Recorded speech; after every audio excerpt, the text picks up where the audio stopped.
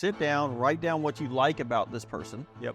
Why do you like him? Well, he doesn't call out. If he does, he gives me notice. He's receptive to training. You're really looking for a person has good emotional intelligence, can deal with a lot of different drama, but can then move that drama to the side and say, okay, now let's get to work. If you find really good people, those really good people, as you know from experience, those people have a hard time referring They people. do. Would you let that person watch your children? Well, absolutely not. Then you probably shouldn't refer them.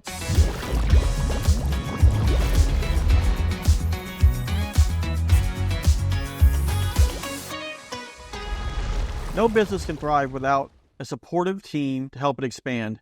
In this episode of the OctoClean Podcast, we share tactics for expanding your workforce, determining the right time and method for bringing in your first manager, and creating a company culture people want to be a part of. I'm Greg, joined by my brother Matt, and this is the OctoClean Podcast. So, Greg, interesting topic today. We've got, and not only is this an interesting topic, but something that we need to, like, we're going to look back on this day and laugh. But this is officially our 10th episode. Wow. Our 10th episode. And because of that, I'm wearing an OctoClean shirt that you can get on the store. Oh, you can't get that. But you can't get Greg's on the store, so that doesn't count. But if you like to work here? Well, if you wanted to be an employee, then this is a recruiting tool. Just kidding. But yeah, anyway, because it is our 10th episode, we're going to be giving away a T-shirt. So that's why I'm wearing this shirt today. I like your shirt. It's one of our cool shirts. Tell people about what the WIT, because a lot of people probably don't understand what that means. So WIT means whatever it takes. So if you haven't gone on to watch our documentary on YouTube, you're going to want to do that. And I almost got nominated for an Oscar on that, almost. Not even close. Okay. Not even close, but it's all good. It's all good. So Matt, we'll jump in, I guess. I think this topic doesn't just talk to our industry. I think it talks to a lot of not just service industries, but any industry. So when we talk about employees, managers, things like that as a business owner, how to do what you do, it's a topic that I think a lot of business owners talk about with each other. Yep. So what strategies and platforms do you use to hire employees? So when we're looking for an employee, what do we use? Well, I know, but I'm going to ask you the question. Well, this is, and I was just mentioning to you before we got on the podcast that had a person I was talking to today, just starting out their company, and actually moving from household or house cleaning to commercial. And one of the things that she's struggling with is operations. Like, how do I find people? So, this person's going to know who they are. I'm not going to use names, but the conversation went something like this. Well, I'm having difficulty with finding good people, and I have to build my pricing so that I'm able to afford to get them to drive, for me to afford to pick them up and take them to the job. And I'm like, oh, okay, so you do a route, like you pick them up and you take them from place to place. Like, that's really nice of you. And she's like, oh, and then I have to do an Uber for them sometimes too. And that just struck me odd, right? So I'm like, well, tell me what's going on here. And she was like, well, most of the people I have don't have cars, don't drive. And so I was like, I said, we're talking about sales, we're talking about marketing, we're talking about getting deals done, we're talking about all these things. But right now, your employee base is exclusively people who don't drive, that you have to move from place to place. I'm like, so I asked her, I was like, where are you finding your people? So this is one of these areas where how to grow your team. It's like, well, you got to start with a good strategy on where you're going to find your people. So what I told her is that she's fishing in the pond that that she's getting these people, right? The same people, because she's getting them referred to her. I'm like, so if you're fishing in the pond of people who don't drive and don't have a driver's license, that's what you're going to catch. So she was a little hesitant and said, well, I don't know. What am I supposed to do? Like, should I go on LinkedIn because I've had trouble with LinkedIn before? Or not LinkedIn, I'm sorry, Indeed. And I was like, well, what kind of trouble were you having? And her specific issue had to do with like people calling her and like harassing her about the work, about getting a job. And so I told her right away, I'm like, well, Indeed is a great place to look. It's not a bad thing. It's a great place to post your ad, so that you can at least find some good folks. But what was really clear to me is that she wasn't used to using the tool. And, so you have options when you use Indeed. You can set it up and say, I only want people to send me resumes, and I want to be the one who communicates with them. Which is what we do. Or you can say, I'm willing to have them call me directly so that I can get information, right? Well, it depends on the call you directly. For us, call you directly is not bad because we have someone here from 8 to 5, and that's the call me directly number. If my call me directly number is my cell phone, that's exactly what. And you got to realize that people that are usually working at night will be up at night. Yes. So they're going to call you at night. Correct.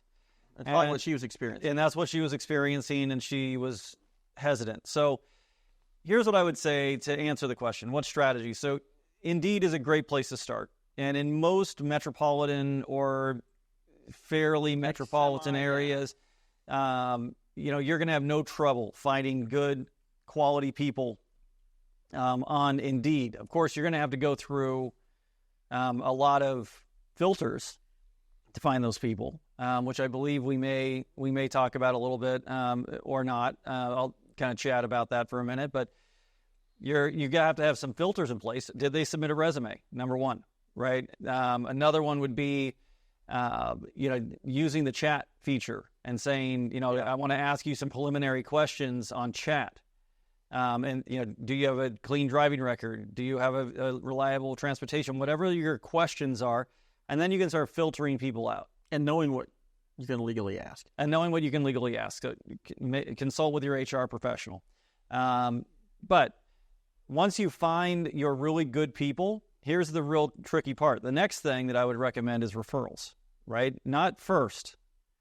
Because most people are like, well, I just got referred somebody. And that person referring is this person. My friend's looking for a job. He hasn't worked in like 6 months. I heard you guys are hiring. Yes. Hey, he doesn't have a job. I don't want to say you don't want that person because there is people out there, maybe their circumstances different. Sure. But I would say 97% of the time, you don't want that person. Well, exactly. And so what here's what I would tell anyone, and I told her today. The people that you don't want to refer are the ones who are. Yeah. So it's always the guy. It's like, hey, I don't have a driver's license, or I'm showing up late. I don't come in on time. I make every excuse under the sun. My grandmother died 3 times. But when I was hanging out last night, when I didn't show up for work, I was out playing Call of Duty with my friends, and they don't work also either. Don't have jobs. And I hear you're giving me $50 every time I bring in somebody for a job, interview. So I brought in all these other losers that. Well, you can't say losers. Come on. Okay. Come on, man. I brought in all of these other individuals. Individuals that also like Call of Duty and calling out without notice. Yeah, 0 notice. And would you be willing to hire them? So you're fishing in that pool, right? Well, if you find really good people, those really good people, as you know from experience, those people have a hard time referring people. They do. Right? You have to really dig it out of them to get that, like, hey, please refer people. I had this conversation this morning with one of our managers here at work. He referred somebody similar to like you're saying. He's like, well, my brother-in-law, I don't really know him very well, but I know he doesn't work and he doesn't have a job, so I got to refer him over here. So that's the call that I got, and I was like, okay, Did you say thank you? No, I said, okay, so you know who you refer definitely, tells us who you want, because who's kind of person you are. Yep. So then I came back and I was out for the day. I said, well, how did that referral go? And HR was like, it went terribly. So then I got back on the phone this morning and he's like, well, you going to hire that guy? I was like, absolutely not. I was like, the guy was leaning back in his chair with a hand over his head, blah, blah, blah, blah, didn't answer questions. And that's when I was like, that's the same example like you're saying. The people that they guard that referral. Like my question to him was, would you let that person watch your children? Well, absolutely not. Then you probably shouldn't refer them. Probably not. That's, as a manager, that's where I look at it. If I'm okay with them watching my children, and I'm not saying like for a week at a time, but I'm talking like, I'm going to go to the movies. Can you watch my kid? Yeah. If you can't say yes to that, then they're probably not referable.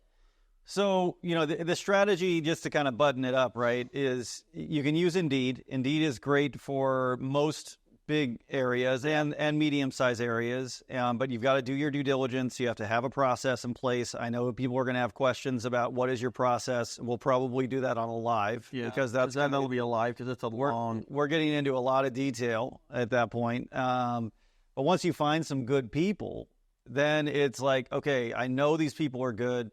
Then you can create a referral reward program that is enticing enough for those good people to refer people over. And now you start to build your team with like-minded, responsible people. Yeah, then right? you don't have to deal with as many call-outs and things like that. If the call-out is actually an emergency. So other things that we've been getting for sure, careers pages, like you could go on to city websites, you could go on to college websites. Smaller communities, though, like we've been dealing with some of that lately. Yeah. Craigslist has actually been an okay recruiting tool. Some of their chamber, if you're looking at like small communities, like out here in California, Arizona, we have like what I would call like mountain communities. So like not very much there, but we do have clinics there and they're medical facilities. And we've been dealing with some of that, like in the smaller areas where Chamber of Commerce website posting ads there, Craigslist.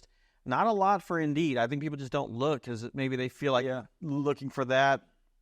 If they're looking for Indeed, they have to drive somewhere. Yeah. So they just don't kind of hit it. They haven't had much luck there. And that could be the case. I mean, that they would have to drive into the nearest big city like Phoenix or something. They don't want to do it. And they don't want to. But stay tuned. Do not go, turn this off, because we're going to have a prize. We are. That we're going to be giving out shortly. And it's about this specific topic area, right? About how you find your people and why it works. So if you cut off any time between now and the end, you're going to lose. And I'm not calling anybody a loser anymore, because apparently that's not okay. I don't want to get Matt canceled. I really need him to come to work. Well, I'll still come to work. It's true.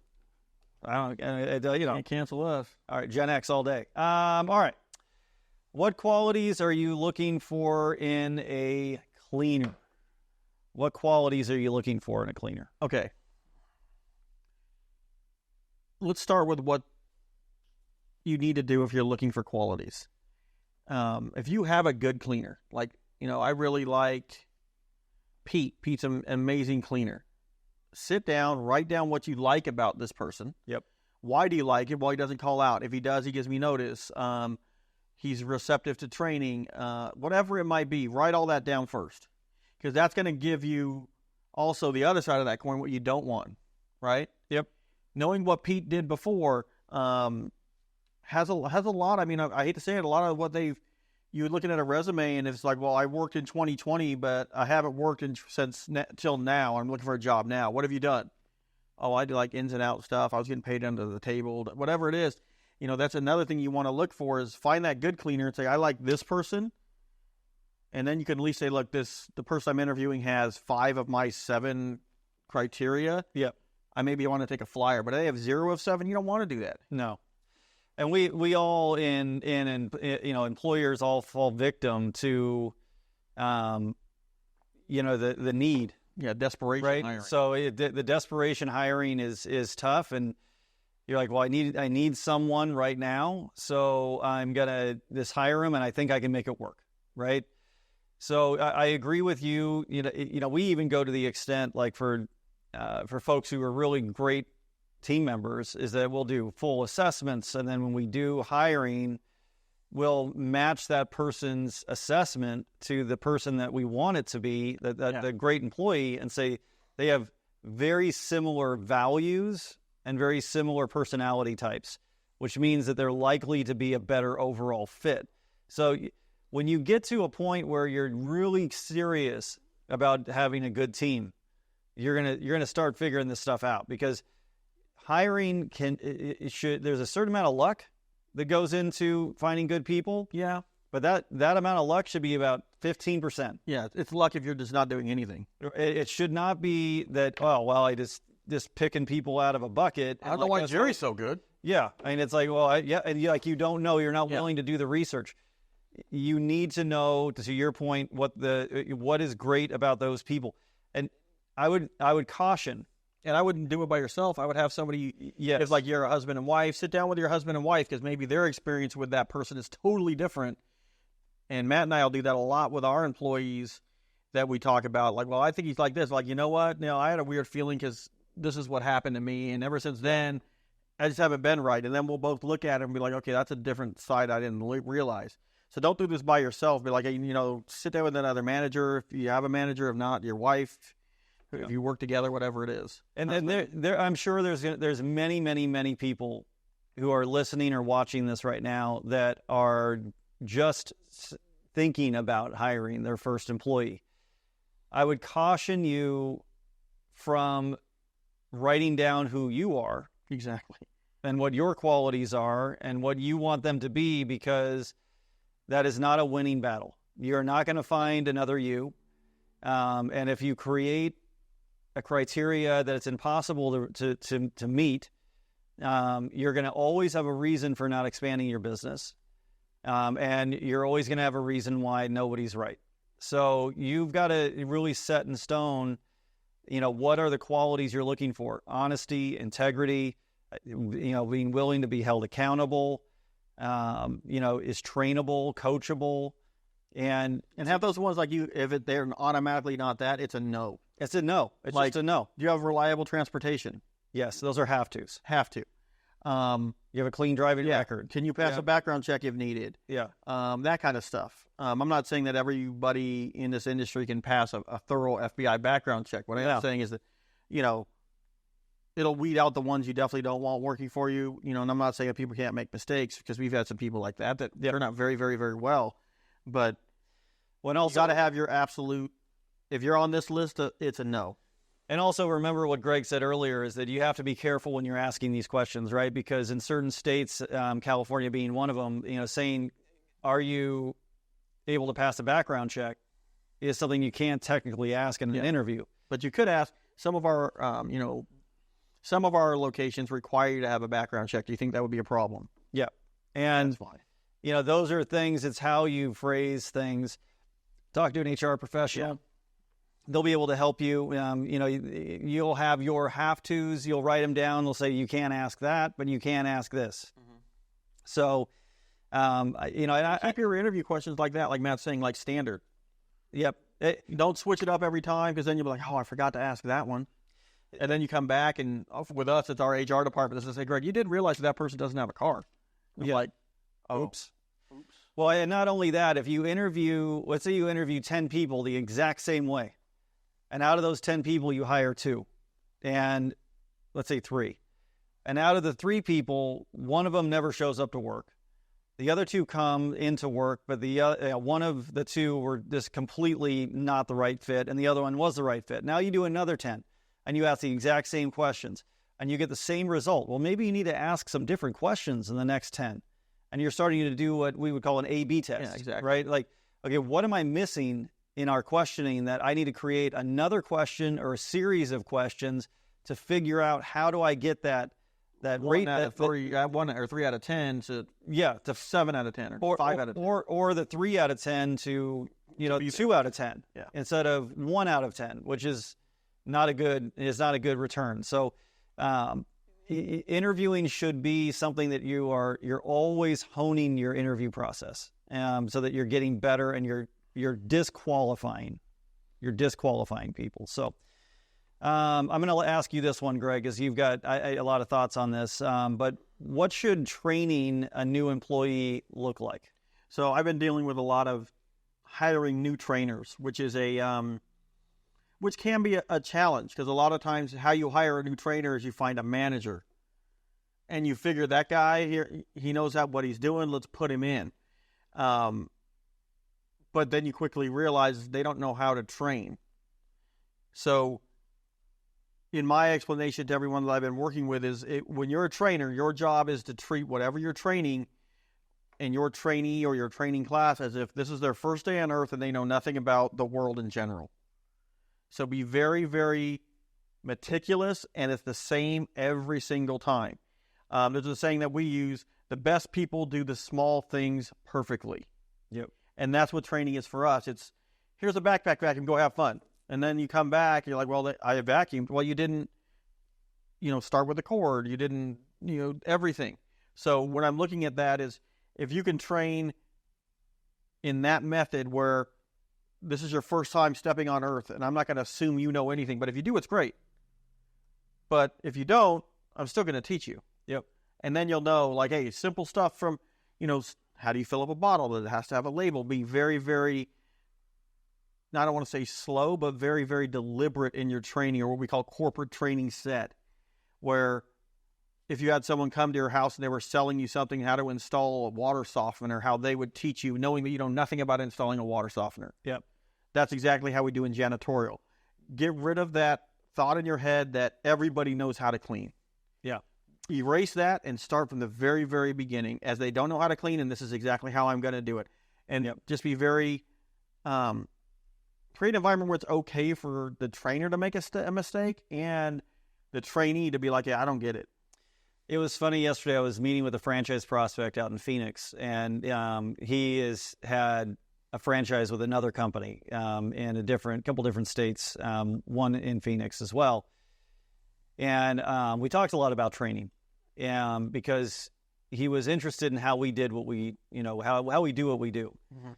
And I explained to him that, the problem that most cleaning companies have, managers, new people, is that when they hire someone on in an interview, they're like, I have 20 years of cleaning experience. And their training program is literally, you know what you're doing. Here's a vacuum. Here's your cleaning products. Show me you know what you're doing. He looked at me and he was like, wow, yeah, that's exactly what happened. Like with a franchising system, that they were just like, oh, you've cleaned with your uncle before? All right, here you go. Have fun. And he's like, I was completely lost. He said that what it took was he had to cover for someone else, another franchisee. And so he went in and he trained with this franchisee. And he's like, this franchisee that I worked with was OCD. And I was like, well, what do you mean by OCD? And he's like, his carts were perfect. His closets were perfect. Everything had a label. He had a system and a process for everything. And I was like, that's called cleaning. Like you're describing what it is to clean a building as a tradesperson, right? Not as everybody knows how to do this. How hard can this be? And so he was very appreciative of the fact that there is a trade here, right? And not just like everybody knows how to clean. And so when you are looking at training and what should it look like, it's the first thing is this: interview, hire, onboard, make sure you're doing everything legally. So you have all of your paperwork where it's supposed to be.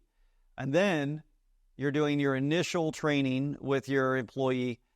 And we recommend using the cards, and you train them on their specific job functions in the building. They don't need to know how to do starter, closer, sanitary, and utility. They need to know how to do their position and how they fit into that total package, right? And when they do that, it's what we do is we show them on video, we show them in person, we have them do it, and then we critique, and then we let them go, and then we check them again, we keep an eye on them. If you're not willing to do those things, show them by video, show them in person, watch them, help them, and check them, you might as well expect to get bad work. Yeah. I mean, it's just, there's no way to win. It is, again, rolling the dice and hoping that you roll the number. Yeah. You're going to get lucky. Sometimes you get lucky and someone cleans really, really well, but then that person's going to hold you hostage. I need another $1 an hour. Yeah, amen. And then I need this, I need that. I'm not coming in today. And then you can't do anything. I don't want them to quit. And then you set up a referral reward program, and they start bringing in their friends saying, these guys don't know what they're doing. And if we come in and we do what we're supposed to do, we can ask for anything we want. So you've got to spend the time to create your training program as a piece of master work, right? Like it's perfect. You know what it is, and you don't deviate. And you can do it. And you can do it. Yeah, if you can't... Because there's many times, like, we'll be training a crew, and I'll train them how to use a vacuum or clean a bath. When I say I'll train them, I'll physically clean the bathroom. This is how we clean a bathroom. Then I'll grab one of the person, I'm like, all right, now train this person who wasn't in the room watching me how to clean a bathroom. And then they're just like, huh? Yeah. And then they finally start to get the hang of it. And then you go and you see them going really, really slow. You're like, hold on, let me show you exactly, let's do this again. This is how fast I clean the bathroom, or this is how fast you can dust, or whatever it is. If you're not willing to do it, and you're probably in the wrong business. Well, you're probably in the wrong business, or you need to stay small. Like it needs to be you and your spouse, or your brother, or something like that. Because to hire a lot of folks and have them be able to have a consistent outcome, you've got to have a systematic, unwavering process that you use every time you interview, you hire, onboard, and train, and then supervise. And then supervise. Yeah, when you're supervising, there is a right way. Yeah. So, the mixed training styles, again, it would be, online is great. If you can do LMS, you can do some classroom training too if you don't have, the LMS training. Hands-on, there's no better way to do it. You've got to show it. Most people that you'll work with in this industry are going to be hands-on people. Like, they don't want to hear something conceptually. They want to see it. I'm a big proponent on, like, you have a little bit of online, so the employee you have knows, like, okay, this is the kind of environment I'm going to be in. I'm going to be cleaning a bathroom. I'm going to be cleaning an office. Okay, I kind of get it. I'm not as green, I guess you'd say, coming in, right, and then right into hands-on. Yeah. But again, online also, if we have to do things like regulatory for like bloodborne pathogens or, operating room, anytime healthcare, like you have to prove the training, there's nothing better than online. Yeah. So, now you've designed, and I'll say this because we're going to assume that in this conceptual world that we're creating during this podcast, that you have a great ad in the right place. You have an onboarding process or an interview process, an onboarding process, and an initial training program that works, right? You have all of those things. You've hired, let's say, 3 or 4 people. Now, up to this point, you're your own manager. Like, you're the one who's checking their work, training them, supervising, working when they call out. Yeah. But now you're ready to stop being, to your point, the first level of someone called out, now I have to go do their job. Exactly. So you're ready to hire a manager. The question that's posed here is, when is the right time? And what should this person be responsible for? We can chat on this. I mean, to me, I think the right time is when you're at a point where you want to build another crew, or you're just like near burnout and you're like, okay, I need to like step back and look at what the next phase of this business looks like. Or when you have frankly, when you have the money, when you can afford it, when you can afford it, when you can afford it. But I think that's a slippery slope because some people are like, well, I could have afforded it, but I just got myself yeah, I just bought myself a Yukon or a brand new Mercedes, and now I can't afford it, so I'm going to keep doing what I'm doing. So we want to be careful not to trap ourselves in raising our style of living. I mean, you have to have a vision long term on what you want to do with your business, and growing is expensive. See, when I think about hiring your first manager, I think about how we always do. Like, there's a lead in a building. Each building has a lead so we create tiers. So you go to someone that's the lead in the building if there's a problem in the building, and they go to their stand or their closer and say, hey, what's going on? So for you to have what this is asking, like an area type of manager,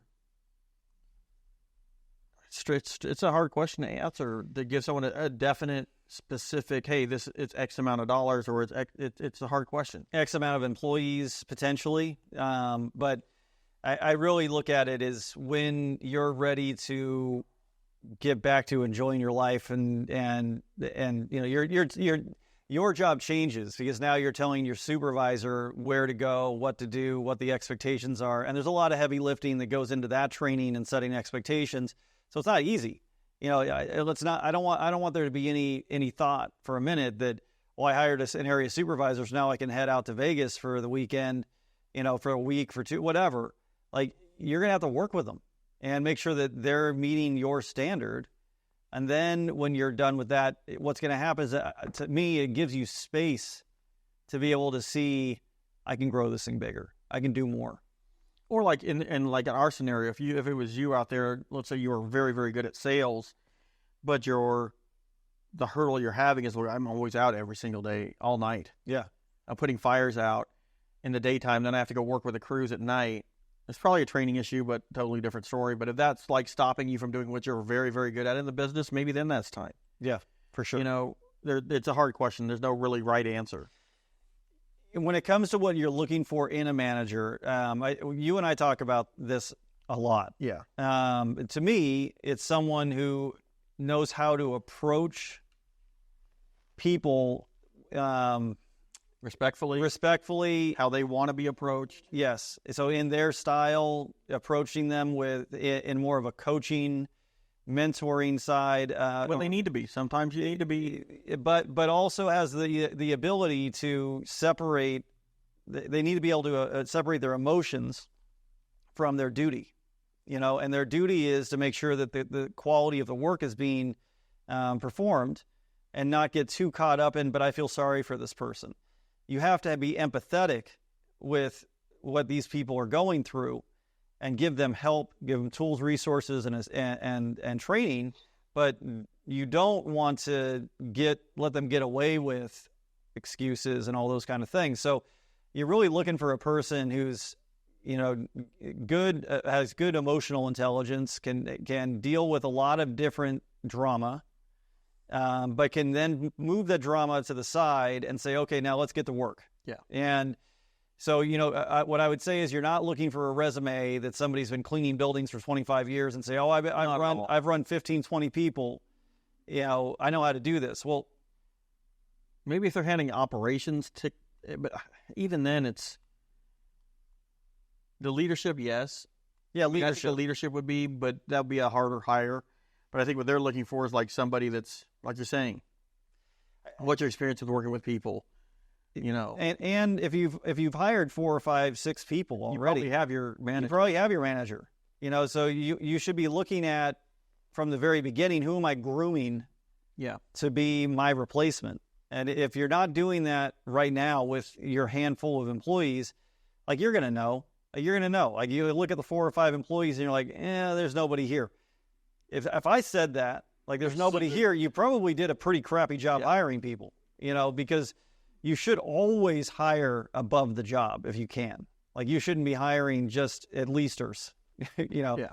You should be hiring people that have the ability to climb, and that's not always the case with a lot of folks. But let's move on to Greg's favorite or part of the conversation. Let's lighten this mood up a little bit with this or that, and let's face it. Like, when you're talking about building teams and you're doing all this stuff, like, that's hard, not easy. Out of all the things that we've talked about on a podcast, this is the one that gives me heartburn more than any of them. And it's not because I don't love having great people around us, because we do. But even with all the years of experience that we have, we make mistakes often on hiring. Often. People we think we're great, right? And we're like, wow, I didn't see that. And then you rewind it and you're like, why didn't we see that? And it always goes back to, what questions didn't we ask? What were the things that changed in this interview versus the other? How much need were we in? Did we make a quick hire? So be kind to yourself if you're making mistakes. It's not the end of the world. I mean, this is actually, I think, one of the hardest parts about running a business. But this or that, here we go. All right, so here we go. Some this or that from Matt. So first one. Okay, let's do it. Only be able to communicate via emojis or speak Shakespearean English. Well, I'm going to go. I would speak. I think I'm going to speak thou Shakespearean English. Yeah, I don't think I'm doing emojis either. I'm not good with them. I don't know. Our kids would be, they would get it. I would not on the emojis, like, but huh? I don't. I would be afraid that I'd send the wrong emoji. Never mind. We're not talking about that.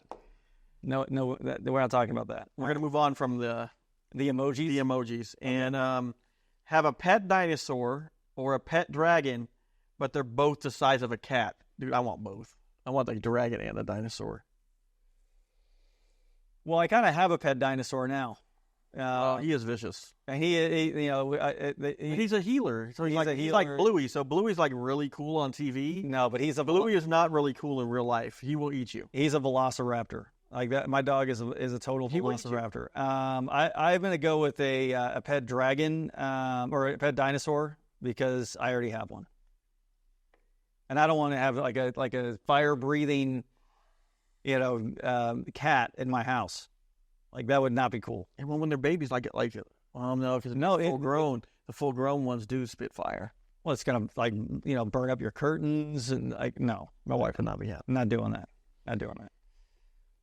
So, be a reverse. What is that? Centaur. Yeah. Horse head and human body. Oh my god. Or reverse mermaid, fish head and human legs. Horse head or human body. That'd be hilarious. Or I think I'd have to go with a horse. I don't want to smell like fish. I'm going to go to the reverse centaur. So I guess it's like a hot day here in California. Like, dude, if I knew this question was coming up, I have a horse mask from Halloween. I would have brought in. It would have been awesome. It would have been amazing. Like, but I don't. No one tells me what these questions are until we get here. Yeah. So you go the horse head, right? Horse head. I would go with horse head too. Okay, good. I did this one on purpose because we've had somebody that did this. Okay. Have a pet talking parrot on your shoulder when you go talk to people that never stops talking, or a silent but invisible unicorn. I enjoy the unicorn. It doesn't do anything. Unicorns are pretty big. You probably have to hold the door open a lot. People look at you like you're weird if he's invisible. But don't unicorns give you like wishes and stuff? Isn't that like, or is that, I thought they're like magic. Are they magical? Like, they do stuff for you? I think I can go with the unicorn. It's invisible anyway. I'm going to go with the unicorn. The only thing that would, it's hard to get in your car. You get in your car, you got to get a taxi, you're getting an Uber, like you're getting like the XL Uber every time. And they're like, why are you getting an XL Uber? It's like, can you open the back door, please? And then he's like, the restroom, and it's like the feces is not visible, so it's like a rainbow glitter. That'd be amazing. I think when we start really looking at it, I'm gonna stay with I don't know, man. The talking parrot. It's like having who with you all the time. I know. I'm going with a unicorn, dude. I'm gonna go with the talking parrot. I think because I mean you can turn that into like an act. Like you can go to Vegas with that. It would be funny. Like imagine this podcast with a talking parrot on your shoulder. I won't shut up. It's kind of like me in this conversation. Never mind. All right, let's go. I'm going with a unicorn. Okay, all right, unicorn it is for you. Have say over at the end of every sentence you speak, or start every sentence with, "Hey, guess what?" Hey, man. Hey, guess what, Greg? Hey, guess what? I think I'm going to say every sentence though, like you already met. We already talked again, and you're saying, "Hey, guess what? Hey, guess what?" Like this guy. Well, the good news is if you said that, it doesn't matter because even if you're like, "Hey, Greg, how you doing?" Over. It's still. It doesn't matter who it is. No one's gonna want to hang out with you. So at least if you had the, "Hey, guess what?" Like over be like that. I'm gonna go with, "Hey, guess what?" I'm gonna go with it. Hey, guess what? I'm going with, "Hey, guess what?" too. All right. So now we're on to questions. So I do want to remind you that you're here for a reason. Besides that, Greg is really cool. Man, that's amazing here. And we're going to have a giveaway, and so don't leave. All right, so the first question is from @Christopher Rains, 3202. Isn't that like a... Rains. Isn't that from Gone in 60 Seconds? Yeah. But I don't think it's Christopher? I don't think it's Christopher, though. Gone in 60 Seconds, that's... Rains is the last name. I know. What's his last name? Hey, Chris, you know what this guy's first Dallas. name? Dallas. No, that's Dallas Raines. It's a dude on the weather station. Well, it's not that. It's not Dallas Raines. But if you want to know what the temperature is going to be like, it is Dallas Raines. No, it's not. All right, so I'm going to read this before we get too far down the rabbit hole here. So, love y'all's podcast. I was doing some research and was interested in starting my own cleaning business, but wanted to just offer electrostatic disinfecting. I am based on the East Coast, and I know that every market is different, but you folks are pretty much the only guys on here that have info on it. Are you guys still successfully and offering this service? Have you adjusted your pricing since the pandemic ended? I hope to hear back from you, and sincerely, thank you for your time. Cheers. All right. So guess what? So hey, guess what? All right. So we were offering electrostatic disinfection before COVID. Yes. And it was, at that point, an add-on that we were providing in operating rooms, NICUs, things like NICUs, and other types of facilities, schools, emergency rooms, things like that, that would be in addition to their normal service offering. It was not a replacement, but then you move into 2020. March 15th, 2020, everybody's freaking out. They don't know what this is. It's a novel virus. They were like, what do we do? How do we take care of it? And yes, it exploded. And a lot of people got into the electrostatic business, disinfection business during that time that had no right to do it, that knew nothing about anything, and were just, spraying down buildings with bleach. Yeah, and pump sprayers. And pump-up sprayers and all types of things. A lot of unhealthy things. A lot of unhealthy things. And so, our pricing then, yes, was much different. Our pricing now is much more like it was pre-COVID. And it is, again, an add-on. Yeah. So this is not something that I would recommend at all as an exclusive service that you offer, unless you're looking to only work 1 or 2 days a year. A year. Really, it's just not a service that people are offering. Really, a lot of the reason why it was so busy during COVID is people wanted to stay open.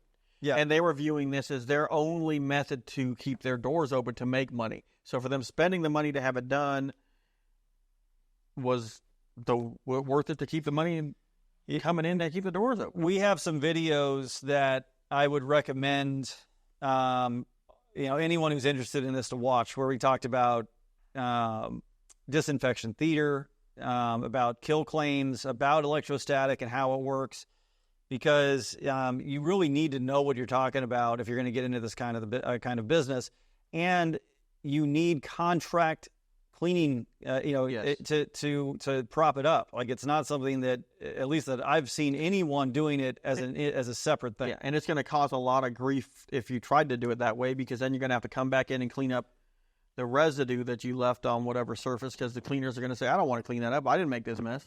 So the timing is right for us to talk about our giveaway besides the shirt. So Right. Is it right, or you want to wait? We'll wait till the end. We're going to wait till the end. Okay, we're going to wait till the end. So we're going to go to the next question. So go at Waya 5893. What would you recommend What would you recommend to clean a black laminate tabletop, Greg? A black laminate tabletop. We're talking like Formica.